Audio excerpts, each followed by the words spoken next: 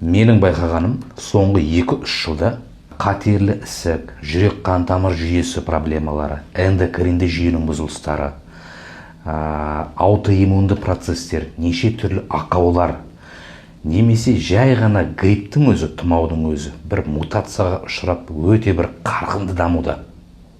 Неге, не үшін деген сұраққа келетін болса, я бұл экология, я бұл су, я бұл құнары жоқ, бос азық түлік. Адам ағзасына соңғы жылдары ең ауыр соққы жасаған ол ковид. Ең ауыр соққы жасаған. Адам ағзасының триллиондаған клеткасының засорениесі, қазақша бітелуі дейді ма, мутацияға ұшырап жүріп жатыр. Иммундық жүйенің әлі келмей жатыр біріншіден. Адамға қажетті бактериялардың өзі толықтай өзгеруде.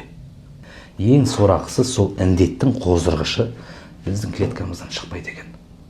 Ең негізгі және де единственный дейді ғой, единственный шешімі Black Wave. Black Wave'тің просто составына қараңыз.